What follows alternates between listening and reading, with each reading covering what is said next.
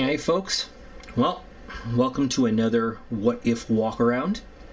Sometimes I do them like this because I'm not sure how the project is going to end up as I'm working on it. And when it's done, I decide, yes, I like it and it's worthy, it's worth showing. But you know, during the whole thing, you know, when I get the crazy idea to do a what if, I'm not sure if I'm even going to show it to anybody when it's done. So what we're looking at here is my what if project, my U.S. Air Force A-4 Skyhawk. We're going to call it an A-4E AF, I guess. Why not? And the backstory of this guy right here is what if during the development of the A-7, which the Air Force had a need for to replace a lot of its light attack force and modernize a little bit. What if it just wasn't available when the Air Force needed it? And the Air Force really needed it. And so they were forced to, which believe me, it would kill the Air Force to do. They were forced to adopt a platform that was already in service.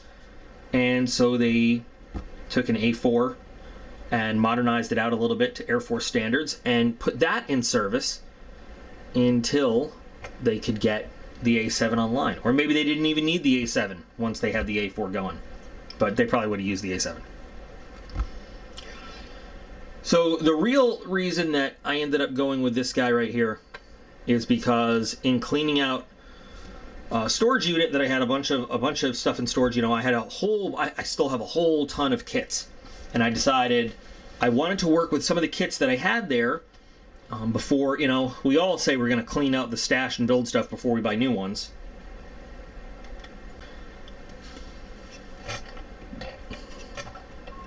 But I really meant it, and I've been doing it, and I have a bunch of builds and what ifs and stuff that I have, like, you know, the earliest starts on, but like I, you know, have gone nowhere. And I decided that I was going to work with decals that I have and kits that I have and just see what I could come up with. So here it is. This is my Air Force A-4. It could fly in service in Vietnam or not. I know you're looking under the wings and you're like, what's going on there? It's a little weird. Maybe it saw some service in the tail end of Vietnam like Air Force A-7s did. Maybe it did not. Maybe it was around just afterwards. But we're going to talk a little bit about the build and talk about some of the options and things I put into it, and hopefully a good time will be had by all. To start off, this is a Hobbycraft Canada kit, which is you know, they sell for a decent amount on eBay now. When I bought it years and years ago, possibly a decade ago or more, I don't know, probably over 10 years ago, it was a very budget-friendly kit. It was not expensive at all. And it's a decent quality A-4. It's not great. It's not great. Certainly not up to like the most modern Hasegawa standards, and now Hobby Boss has a really nice A-4M. But Hobbycraft had a whole line of A-4s and offered you a lot of options. Everything from early A-4, you know, Bs and Cs, to up through the Es and Fs, and even Ms and Israeli H models and everything. So this was actually an Israeli model that I started working with, and I was happy that it had those parts that I could kind of use to Air Force it up a little bit, to make it a little bit distinguishable from some of the other A-4s that were out there. And of course, you know, working with most aircraft, you know, it all starts in the cockpit, and I'm not sure if we're going to be able to see it in the cockpit really well, but there is an Edward photo etch set for an A-4M, which is kind of the best I could throw in there at the time. And it's for a Hasegawa set, so I had to do a little trimming. The seat, I wanted to be a little bit, I don't like the seat that comes with these kits at all. So I actually used the alternate seat from a Revell or a Monogram, can't remember off the top of my head, but an F-16 air defense variant, which is not quite, it comes with two. It comes with a fairly nice Aces 2 seat, and then this early model F-16 seat, which I chose because it's an Air Force kind of seat. Had to do some internal modifications to move the control column around a little bit, and then I just used some thin masking tape to make harnesses and everything on there, but very simple on the interior. And then I built a little superstructure there out of plastic card to hold the canopy open, because there's nothing in the kit to hold the canopy open. That is some photo etch for the HUD, which shows directly on the windscreen, and then just a little bit of transparent green and stuff to give it a look. But very simple cockpit. Overall, I chose some of the Israeli features because they kind of make sense. Like the elongated exhaust, which helps reduce the IR signature. I've always loved the shape of the A4, the later A4s, the Fs and later, with the hump. The hump holds the angle rate bombing system, which made the A4 an amazingly accurate light bomber. I just think it looks cool, and so I wanted to throw that in there. And it's interesting that, historically speaking, the A4M was the most modernized, most, you talk about the Israeli stuff, but I'm talking about American, the most advanced version of the A4 Skyhawk, and it actually is the one version that, never saw combat ever. And I always liked the way the Marine A4Ms looked with the hump. So I went with, of course, the hump. The kit gives you the option to do both. And I gave it a very A4M style tail with the IFF addition on top. And I added some pieces because they didn't have it, just organically in the kit. These are just some plastic pieces for the navigation lights on the spine and up on the tail. I think they're actually IFF receivers, but you know what? They're navigation lights now. So ha ha ha. I got rid of the Navy Marine style in-flight refueling probe, which some Air Force aircraft did use and still do occasionally, but that's not Air Force style. Air Force like the flying boom refueling system, because there's a number of reasons, but I'm going to tell you, the first and foremost, it transfers a lot more fuel a lot faster. So I scratch built just the tiniest little bump on the wing, and this kind of follows the plumbing of where the real A4 is. The refueling probe comes out here, and then you can even see a little bit of that. It would have taken a lot of surgery to remove that, so I just left it on. But that goes into and feeds into the wing tanks, and so the A4 can actually, when it in-flight refuels, can take that, and it's got the plumbing to actually take the fuel from the tanker and then divvy it up into the wing tanks and then into the external fuel tanks if it wants. It's a pretty good system.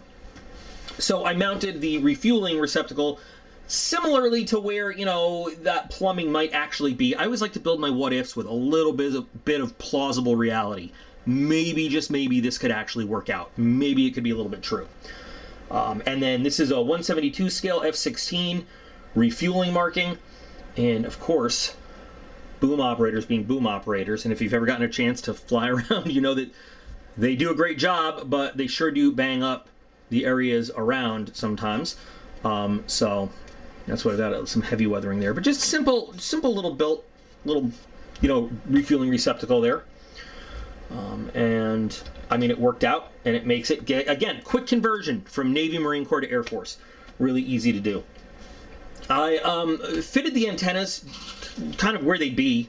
Mostly, but I was thinking, how would the Air Force, what methods did the Air Force use to communicate? Well, they're going to need some UHF radios to talk to their ground controllers, or AWACS. And at the time in Vietnam, it would have been the EC-121, but regardless, it's still kind of an AWACS system.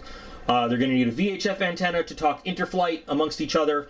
They're going to need some more blade aerials to talk UHF, VHF on the ground.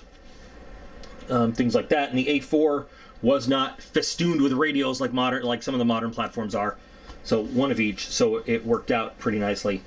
And I just put them on where I liked them, and where they sort of where you might see some real antennas on an A4. Again, this is a what if. I can put things where I like them. That's just a plastic rod, because there's a pitot tube in the tail for the actual A4M, so I figured, why not? We're going to put it there. Okay.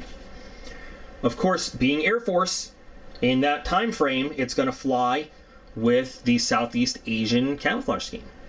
And so the question then was, do I do the full wraparound, or do I do the standard light gray on the bottom and the camouflage on the top. And, you know, like being in true Vietnam kind of era spirit, I did the light gray on the bottom and the camouflage on top. And I got to be honest, I really like the way this plane looks in Southeast Asian camouflage. I think it wears it really, really well. Now, one of the things I had to do Air Force wise, and this is a what if, and this is adding plausibility. The Air Force is run by what we call the fighter mafia, and I say that speaking with love and from my experience serving in the Air Force. The Air Force has got no self-respecting Air Force pilot likes to sit in a cockpit of an airplane that he can't shoot things down in.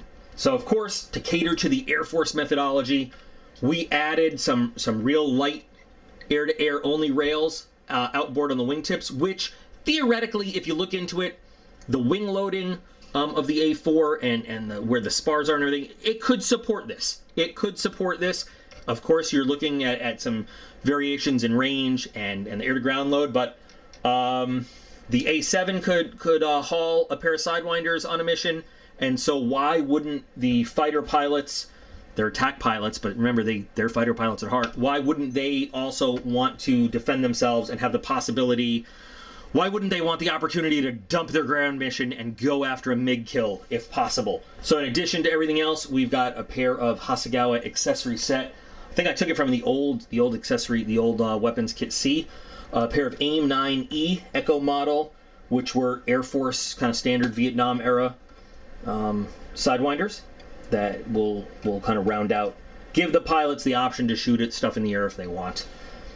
For the air-to-ground load, these are, I think these are actually kinetic Mark 82 Snake Eyes, and with the multiple ejector rack that multiple ejector rack is from the kit, and so we've got Mark 82 Snake Eyes for low altitude attacks, and then we've got some rocket pods. We've got some LAU 3s and a slant 2 configuration on some triple ejector racks. Also very standard from Vietnam and onwards for maybe a close air support kind of mission or just a ground attack, you know, light targets out in the open. And that's from Hasegawa's weapon set B, and that kind of works nicely.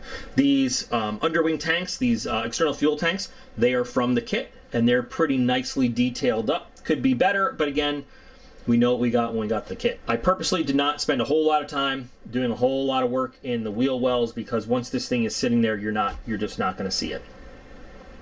I did do some decent dirtying up and streaking of the light gray on the bottom, though, because let's face it, Southeast Asia, if it was flying in Vietnam, or just that light gray color does get kind of dirty as it's flying. But this is a realistic weapons load that the A-4 could carry.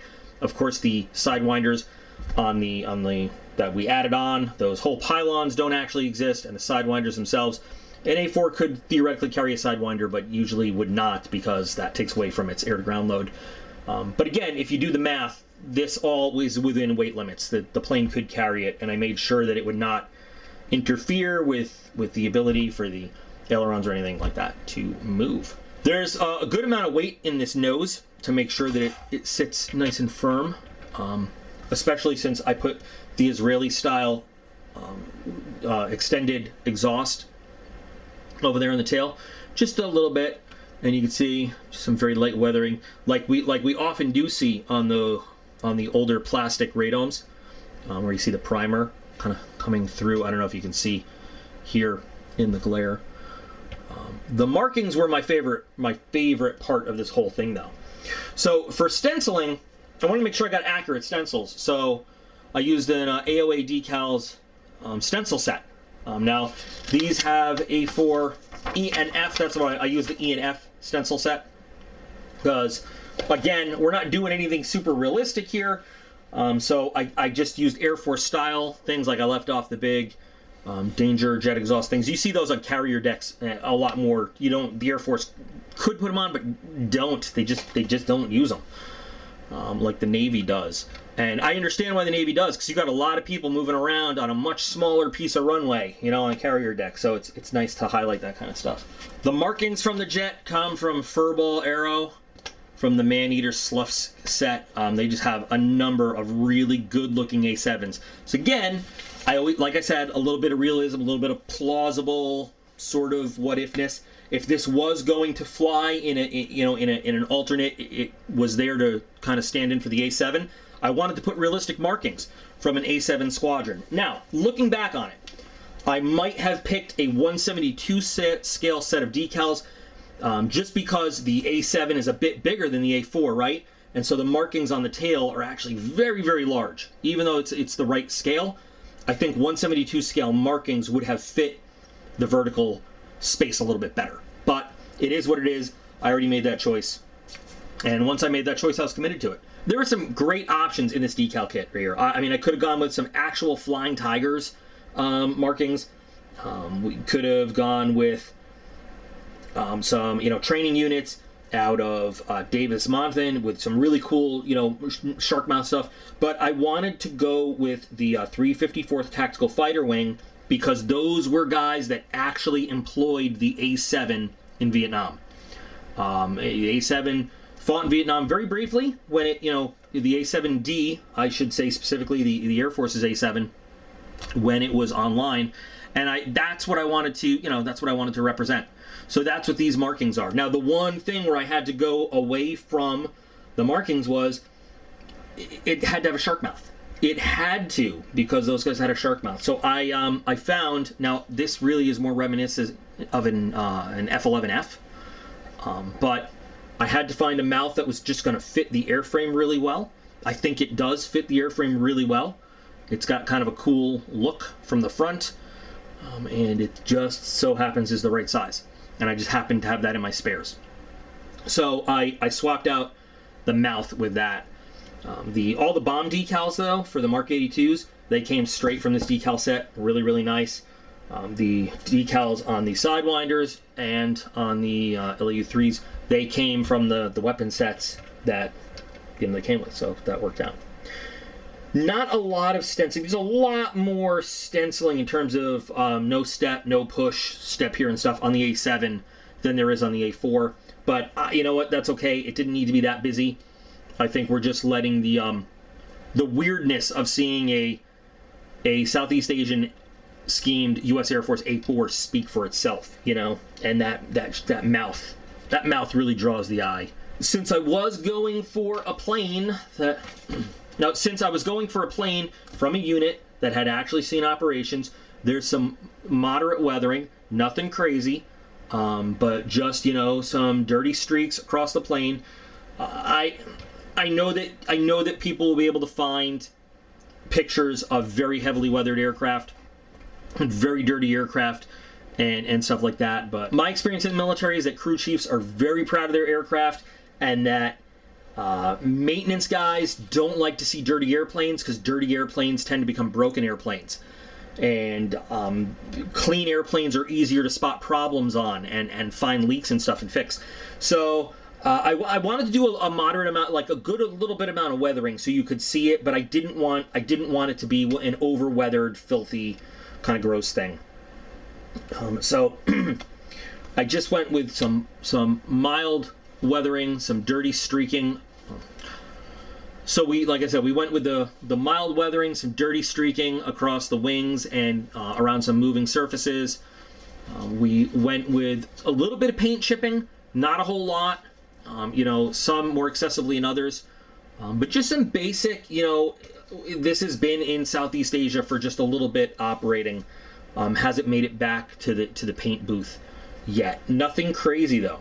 Nothing too crazy. The paint job itself, starting from base, was a Mr. Surfacer 1500, just kind of a neutral gray primer. And then, of course, you can see there's some pre-shading going on. Alclad gloss black base is my favorite to do that with.